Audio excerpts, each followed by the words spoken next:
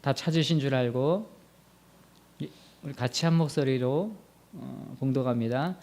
여호와께서 말라기로 이스라엘에게 말씀하신 경고라. 아멘. 오늘은 말라기 1장 1절을 통해서 7가지의 경고라고 하는 제목을 가지고 함께 하나님의 말씀을 살펴보고자 합니다. 우리 옆에 분들 인사하시죠. 반갑습니다. 반갑습니다. 말라기서는 구약 성경의 마지막 부분에 위치해 있고요. 그 저자 또한 구약의 마지막 선지자로 알려져 있습니다. 그러니까 특별히 이 말라기서 1장 1절에 보면 오늘 읽었던 말씀처럼 경고를 통해서 질문과 답의 형식으로 독특한 구조를 가지고 있는 것이 바로 말라기서입니다. 오늘 이 말라기서는 구약과 신약을 연결해 주는 중요한 가교 역할을 하고 있는데, 사실은 이 말라기 선지자로부터 예수 그리스도가 이 땅에 오실 때까지 약 400년 동안 어떠한 그 하나님의 말씀을 전할 선지자가 없었던 시기예요. 그러니까 400년 동안 이 말라기서 다음에 마태복음이잖아요, 그죠? 이 마태복음까지 얼마나 없었어요? 400년 동안 하나님의 말씀을 전하는 사람이 없었다는 거예요. 그러니까 우리는 이때를 암흑기라고 얘기합니다. 그러니까 정말 이 400년 동안 하나님 말씀을 대언하거나 하나님의 말씀을 올바름을 전하거나 그러한 선지자가 없이 그냥 그대로 400년이 흘렀다는 거예요. 여러분, 본서가 기록할 당시에는, 이 말라기서가 기록될 당시에 이스라엘은 정치적으로, 종교적으로, 경제적으로 대단히 암울한 상태였어요. 여러분, 페르시아의 포로로 잡혀 있는 상태였거든요. 그 페르시아의 식민지로서 주권 없이 그냥 식민지 백성으로서 하루하루 그 페르시아 제국에서 세금 바치고 강제 노동하며 그리고 비참한 삶을 살고 있었어요. 경제적으로는 계속되는 가뭄과 병충해로 인해서 논밭이 황폐해져 갔어요. 그러니까 너무나 살기 형편이 어려운 거예요. 그런가 하면 종교적으로는 여러분, 우리가 잘 알고 있는 이사야 선지자, 학계, 스가랴 선지자 등이 활동하던 시기인데, 이 사람들이 외쳤던 것이 있어요. 그게 바로 뭐냐면 메시아가 곧 올 것이다라는 거예요. 여러분, 메시아는 왕이잖아요, 그죠? 이스라엘의 식민지에서 해방시킬 왕이 곧 올 것이다라고 계속 선지자들이 그렇게 외치고 있었는데, 그 기대감과 소망은 지금의 현실과 너무 다른 상황 가운데 있으므로 이래서 사람들이 점점 지쳐가고 백성들이 점점 실망해 가고 있는 시기였어요. 뿐만 아니라 하나님의 말씀을 올바르게 시행하고 또 그것을 하나님 앞에 예배를 관장하는 제사장들도 당장 자신들의 이득과 유익을 위해서 불의를 일삼고 있었어요. 총체적인 난국 가운데 있는 거예요. 어디서부터 어디까지 손을 대야 할지 모를 정도로 그런 가운데, 타락한 가운데 있었던 시대가 언제예요? 말라기 시대예요. 여러분, 이러한 모습을 본 말라기 선지자는 특단의 조치로 하나님의 경고의 말씀을 전하며 무너져 있는 이스라엘을 향해서 하나님께 돌아오고 회복되기를 간절히 원하는 거예요.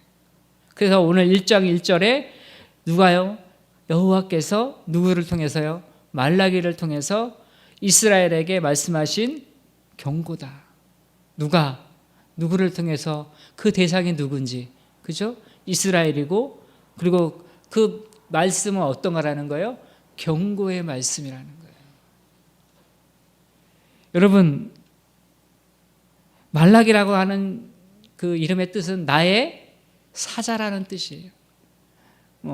대사와 같은 것이죠. 대사관에서 각 나라에 파견되어 있는 대사관의 대사와 같은 그런 존재. 그래서 오늘 이 말라기는 하나님 앞에 그 말씀을 듣고 그 경고의 말씀을 듣고 이스라엘 백성들에게 경고하는 거예요. 7개의 분명한 문답 형식으로 경고의 말씀을 전해주고 있다고 하는 것이죠. 여러분, 경고는 뭡니까? 위험한 것을 알리는 신호와 같아요. 그죠? 경고는 위험한 것을 알리고 있는 신호예요. 예방하기 위해서 알리는 것입니다. 이것은 위험이 있기 전 미리 선행되어지는 말이나 행동을 의미하는 것이 바로 뭐예요? 그게 경고예요. 그 경고를 등한시하거나 무시했을 때 위험은 이미 우리 곁에 임하게 되는 것이죠. 여러분, 경고했을 때 그 경고의 말씀을 잘 들어야 될 줄 믿습니다. 그래야 그 위험 가운데 있지 않는 거예요. 여러분, 오늘 1절입니다. 여호와께서 말라기로 이스라엘에게 말씀하신 경고라. 원문에는 이 경고라는 단어를 여러분 어떻게 사용했냐면 짐을 나르다라는 뜻을 가지고 있는 단어로 사용했어요. 짐을 나르는 건 뭡니까? 다른 사람에게 전달하거나 나른다는 것은 뭐가 된다는 거예요? 짐이 된다는 거예요. 여러분, 때문에 경고라는 단어는 짐이라고 하는 짐 아시죠? 짐이라고 하는 의미를 가지고 있어요. 그냥 짐이 아니라 무거운 짐이라는 거예요. 짐은 부담을 안겨주잖아요. 지금 말라기 선지자가 부담을 가지고 전하는 거예요. 기쁜 마음을 가지고 전하는 것이 아니라 대단한 심적 부담을 가지고 전하고 있는 것입니다. 그게 바로 뭐라고요? 그게 경고라는 거예요. 그 경고는 짐이에요, 짐. 무거운 짐인 거예요. 좋은 것이 아니에요. 이러한 부담을 가지고 전하고 있음에도 불구하고 이스라엘의 반응은 어떻습니까? 이렇게 얘기합니다. 우리가 무엇이 잘못되었다는 것입니까? 여러분, 하나님께서 말라기 선지자를 통해서 경고의 말씀을 전하는데 이스라엘 백성들은 정작 우리가 뭘 잘못했는데요? 라고 얘기하는 거예요. 우리 잘못한 게 없다는 것입니다. 그래서 오늘 하나님께서 그 잘못했다고 하는 그 경고의 7가지 경고의 말씀은 이 말라기 선지자를 통해서 우리에게 말씀해 주는 거예요. 여러분, 그 경고에 대한 이스라엘은 하나님의 자녀로서 가진 그 권위를 스스로 떨어뜨렸어요. 하나님의 자녀임을 망각했고 또 그것을 통해서 하나님 앞에 범죄하고 있음을 우리가 오늘 말라기서를 통해서 배울 수 있는 겁니다. 그러면 그 7개의 경고의 말씀에 대해서 우리가 함께 살펴보고 하나님이 우리에게 주시고자 하는 은혜가 무엇인지를 함께 나누고자 합니다. 첫 번째는 그 첫 번째 경고의 말씀입니다. 하나님의 경고의 말씀입니다. 1장 2절에 있어요. 여호와께서 가라사대 내가 너희를 사랑하였노라 하니 너희는 이르기를 주께서 어떻게 우리를 사랑하셨나이까. 그죠? 뭐라고 얘기합니까? 어떻게 우리를 사랑하셨냐는 거예요. 우리를 사랑하셨다는 증거가 어디에 있냐는 것입니다. 하나님은 우리를 사랑하셨다고 하는데 지금 우리의 현실은 비참합니다. 그런데 무엇이 우리를 사랑하셨다고 말씀하시는지 도무지 이해가 되지 않는다는 거예요. 지금 현실은 페르시아 제국의 식민지로 살고 있고 그들에게 조공을 바치는 삶을 살고 있고 노예로 살고 있는데 아니 우리가 어떻게 하나님의 사랑 가운데 있다고 얘기하십니까? 라고 그렇게 반문하는 거예요.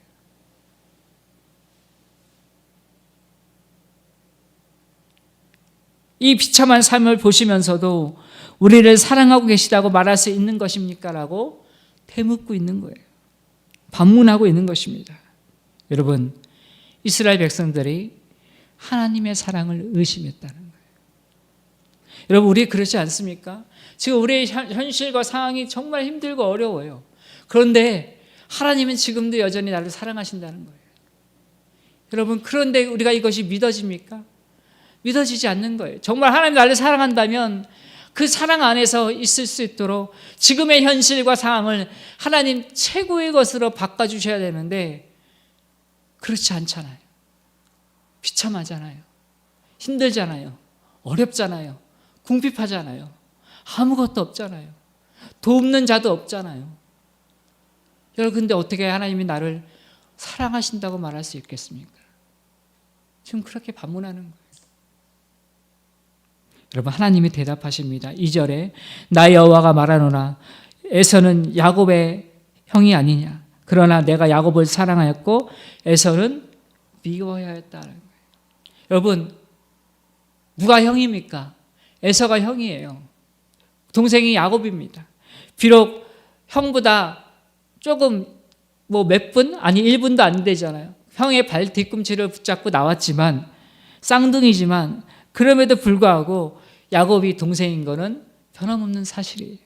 근데 하나님께서 뭐라고 하셨습니까? 야곱을 사랑하였다는 거예요.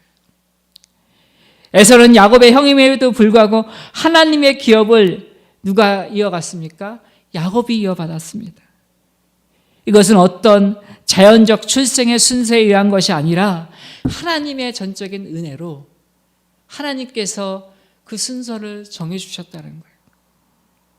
로마서 9장 10절과 11절에 보면 이뿐 아니라 또한 리브가가 우리 조상 이삭 한 사람으로 말미암아 잉태하였는데 그 자식들이 아직 나지 아니하였고 무슨 선이나 악을 행하지 아니한 때에 택하심을 따라 되는 하나님의 뜻이 행위로 말미암지 않고 오직 부르시는 이에게로 말미암아 서게 하려 하사. 로마서 9장 10절과 11절에 어떻게 했다는 거예요? 하나님이 선택하셨다는 거예요. 에서가 형이지만 형한테 하나님의 기업을 준 것이 아니라 누구한테 주는 겁니까? 동생 야곱한테 주는 거예요. 여러분, 우리 부모들이 큰 아들, 그죠? 제일 많이 남겨주잖아요. 요즘은 3등분 한다 할지라도 반반씩 나눠준다 할지라도 큰 아들이 그 가정의 기둥이라고 얘기했잖아요. 그죠? 옛날에 우리 어머님들, 부모님들 세대에는 큰 아들이 뭐예요? 그 집안의 대들보라고 생각했어요. 그래서 모든 것이 큰아들이 잘 돼야 어때요? 동생들도 그 큰 형의 그늘 아래 있게 된다라고 누누이 듣고 자랐던 세대가 우리 세대예요. 그러면 이삭의 아들 에서와 야곱 중에 누가 그 기업을 물려받아야 됩니까? 에서가 물려받아야 돼요. 그런데 누구한테 주어진다고요? 야곱을 더 사랑했다는 거예요. 수많은 나라 가운데 하나님 이스라엘을 택한 것은 사랑의 주체인 하나님이 무조건적인 사랑으로 그 민족을 택하여 줬다는 것을 말씀해 주고 있는 거예요. 여러분, 근데 이스라엘 백성들은 뭐예요? 언제 우리를 사랑하냐는, 어떻게 우리를 사랑했냐는 겁니다. 여러분, 하나님의 은혜를 경험한 자만이 하나님의 영광을 볼 수 있고 하나님의 사랑을 알 수 있는 거예요. 그걸 알지 못하면, 하나님의 은혜를 알지 못하면 하나님의 영광과 또 하나님의 사랑을 알 수가 없다는 거예요. 아무리 힘든 상황이 우리 눈앞에 있어도 하나님의 사랑이 우리를 떠난 것이 아닙니다. 그죠? 말라기서 3장 6절에 보니까 나 여호와는 변혁치 아니하시니 그러므로 야곱의 자손들은 너희가 소멸되지 아니하리라. 하나님은 변하지 않아요. 그렇게 그분의 뜻도 변하지 않습니다. 그분의 계획도 변하지 않습니다. 우리를 사랑하시는 그 사랑도 결코 변하지 아니하신다는 거예요. 두 번째 경고의 말씀입니다. 1장 6절에 있습니다. 1장 6절에 보면 내 이름을 멸시하는 제사장들이 나 영원의 여호와가 너희에게 이르기를 아들은 그 아비를 종은 그 주인을 공경하나니 내가 아비일진데 나를 공경함이 어디 있느냐. 내가 주인일진데 나를 두려워함이 어디 있느냐 하나 너희는 이르기를 우리가 어떻게 주의 이름을 멸시하였나이까 하느니라. 여러분, 너희가 나를 공경함이 어디 있느냐고, 나를 두려워함이 어디 있냐고 얘기했더니 이스라엘 백성들이 뭐라고 얘기합니까? 종교 지도자들이 뭐라고 반응합니까? 우리가 어떻게 주의 이름을 멸시했냐는 거예요. 우리가 하나님께 희생과 제물을 드렸습니다. 예배했습니다. 하나님 말씀을 전했습니다. 하라는 대로 다 준행했는데 무엇이 잘못되었냐라고 지금 반문하고 있는 거예요. 그런데 하나님께서 그 구체적인 잘못된 것을 말씀하시죠. 여러분 7절에 보니까 뭐라고 말씀하십니다?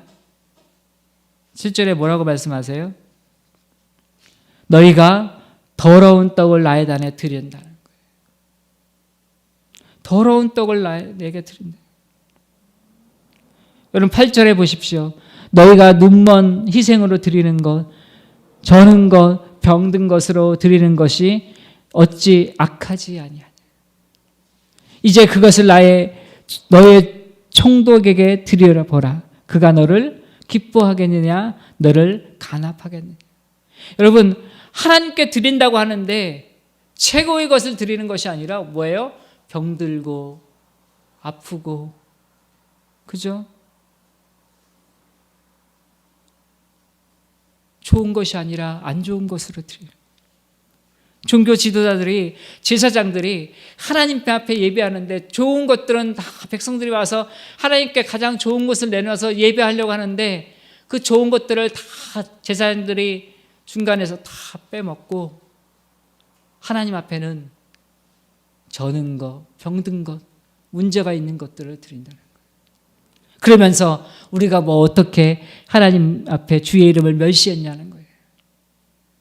여러분, 그러한 나쁜 짓을 행하고도 은혜를 구하고 공의를 구하고 있다는 것이. 1장 10절에 보니까 내가 너희를 기뻐하지 아니하며 너희 손으로 드리는 것을 받지도 아니하리라.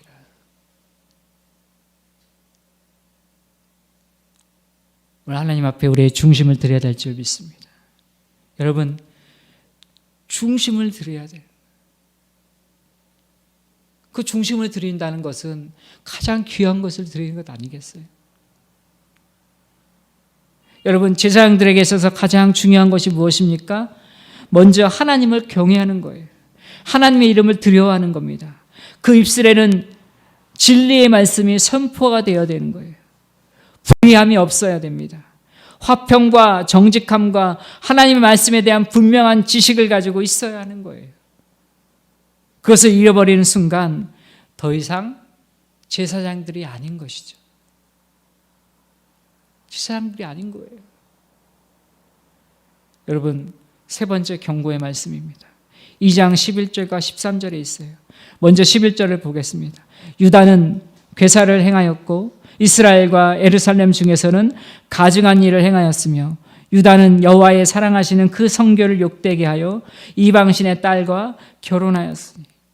여러분 13절에 보면 너희가 이런 일도 행하나니 곧 눈물과 울음과 탄식으로 여호와의 단을 가르우게 하도다. 이방신을 섬기는 여인과 결혼하고요. 본처인 조강지처를 아무 이유 없이 버리는 이혼의 문제에 대해서 말씀하고 있는 거예요.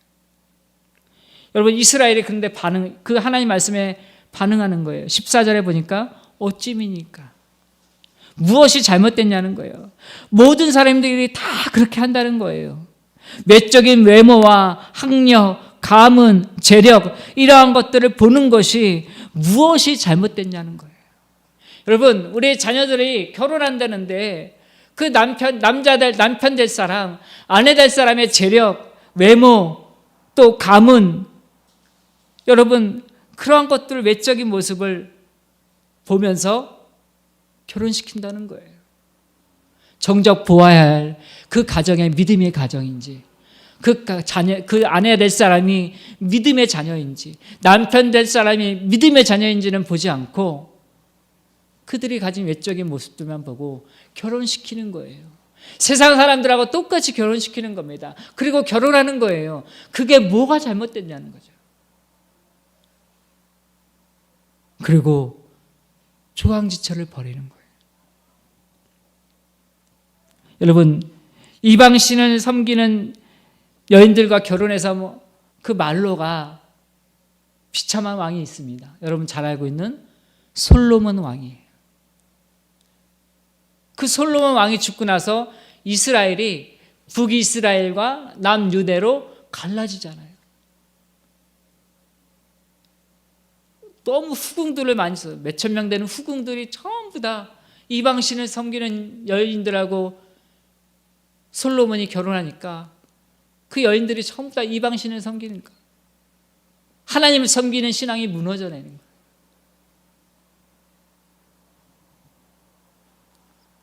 여러분, 자신들이 보기에 이쁜 여자들, 외적으로 괜찮은 여자들, 가진 것이 있는 여자들,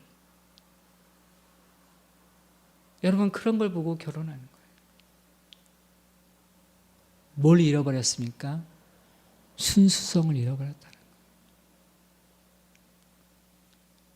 여러분 그뿐만이 아니었어요. 또 다른 제약이 그들 가운데 있었으며 그것은 본처로 하여금 눈물겨운 이혼을 당하게 하는 거예요. 아무 이유 없이 조강지처를 버리는 거예요. 그들이 이방 여자를 취할 뿐 아니라 오히려 그 본래의 아내를 버림으로 그 버림받은 여자들이 하나님의 세운 제단 위에 나와서 눈물을 흘리며 억울함을 호소하게 되는 거예요. 2장 13절에 보니까 눈물과 울음과 탄식으로 여호와의 단을 가리우게 하는도다. 여러분, 그 버림받은 아내들이 하나님의 제단 앞에 가서 눈물을 많이 흘림으로 제단을 가려울 정도가 되었다는 거예요. 얼마나 많은 사람들이, 얼마나 많은 여인들이 그 제단에 가서 눈물을 흘리며 자신들의 억울함을 얘기하고 있는 거예요. 그래서 제단에 행해야 할, 제단에서 행해져야 할 일들을 할 수 없을 만큼 그러한 상태가 된 거예요. 여러분, 그만큼 이혼한 여인들이 많았다고 하는 거예요. 다른 사람들을 억울하게 하는 거로 하나님께서는 그들이 드리는 예물을 받지 않겠다고 하신 거예요. 여러분 16절에 보니까 나는 이혼하는 것과 학대로 옷을 가리우는 자를 미워한다고 돼 있어요. 그죠? 2장 16절에 보시면 그 말씀이 있어요.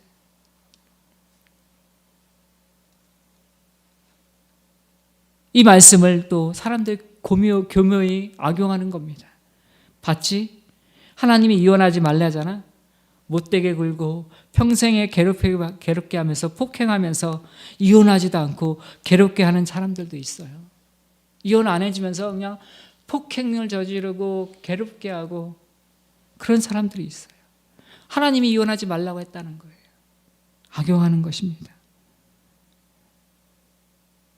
온갖 부정을 저지르면서 이혼하지 않는 거예요. 오히려 이혼하자고 하면 그러한 사람은 하나님이 미워한다고 말하는 거예요.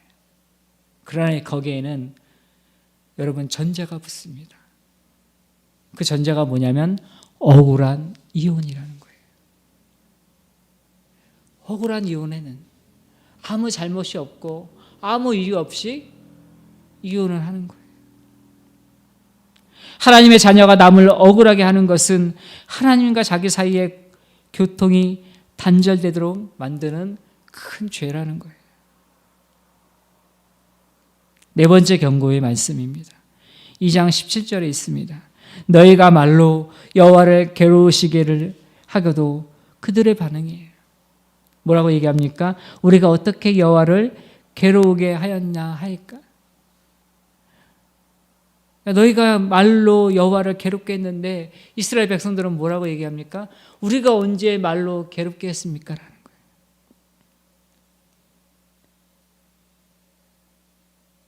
여러분, 하나님을 괴롭게 한 게 뭐예요? 모든 악을 행하였죠.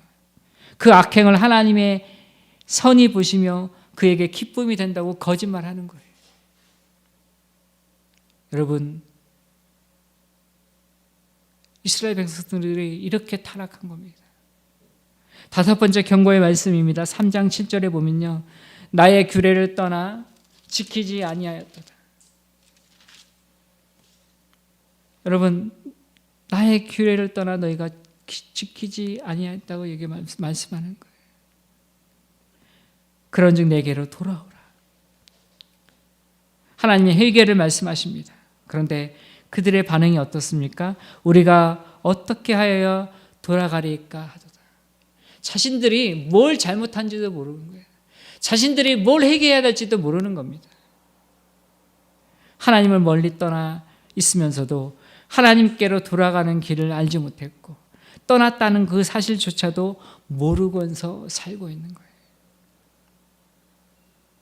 예레미야 29장 13절에 보면 너희가 전심으로 나를 찾고 찾으면 나를 만나리라고 그랬어요. 하나님을 찾고 찾으면 만나 주시는 거예요. 그런데 하나님을 찾지도 않는 것입니다. 여러분, 6번째 경고의 말씀입니다. 3장 8절입니다. 사람이 어찌 하나님의 것을 도적질하겠느냐 그렇게 얘기를 해요. 그랬더니 이스라엘 백성들의 반응입니다. 3장 8절에 뭐라고 반응합니까? 사람이 어찌 하나님의 것을 도적질하느냐 그러나 너희는 나의 것을 도적질하고도 말하기를 우리가 어떻게 주의 것을 도적질하나이까 하노다. 이는 곧 11조와 헌물이니라. 하나님 앞에 마땅히 드려야 할 것들을 어떻게 했다는 거예요? 도둑질했다는 거예요. 마땅히 드려야 할 것들을 드리지 않았다는 겁니다. 여러분, 이 말의 의미는 우리가 잘 알아야 합니다. 그렇죠? 하나님 앞에 우리가 주신 것 감사해서 늘 감사가 넘치게 돼서 그런 감사함으로 하나님 앞에 나와야 되는데 그렇지 않는다는 거예요. 여러분, 모든 것을 하나님께서 주신 줄 믿습니다라고 해서 출발할 때 우리가 하나님 앞에 드릴 수 있는 거예요. 7번째 경고의 말씀입니다. 3장 13절에 있습니다. 완악한 말로 하나님을 대적하는 거예요. 그랬더니 이스라엘의 반응이에요. 우리가 무슨 말로 주를 대적하나이까? 여러분 14절과 15절 3장 14절 15절에 보니까 하나님을 섬기는 것이 헛되니 그 명령을 지키며 슬퍼하는 것이 무엇이 유익하리요? 지금 우리는 교만한 자가 복되다 하며 악을 행하는 자가 장성하여 하나님을 시험하는 자를 죄를 면한다 함이라.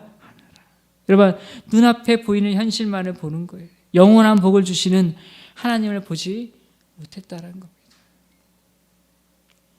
여러분 우리는 오늘 이 말라기 선지자를 통해서 7개의 경고의 말씀을 들었습니다. 왜 하나님께서 이 경고의 말씀을 우리 가운데 말씀하셨냐 하는 것이죠. 그것은 바로 이러한 이유 때문입니다. 여러분, 하나님은 하나님을 경외하는 자에게 뭘 주십니까? 복을 주시는 거예요. 그래서 4장 2절 보십시오. 4장 2절에 보면 이 말씀이 있습니다.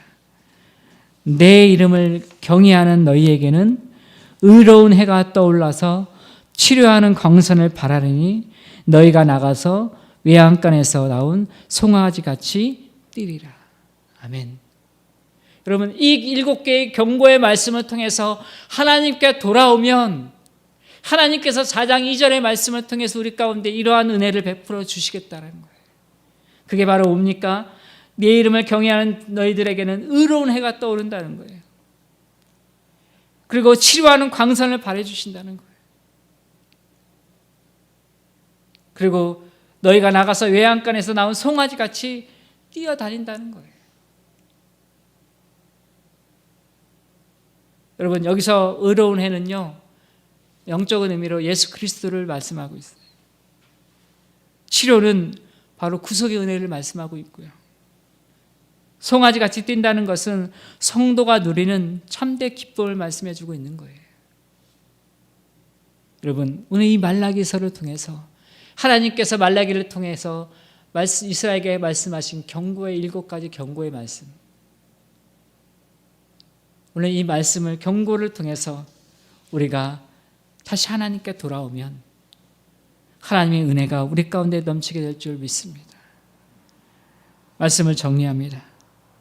하나님은 말라기 선지자를 통해서 우리에게 7가지의 경고의 말씀을 주셨습니다.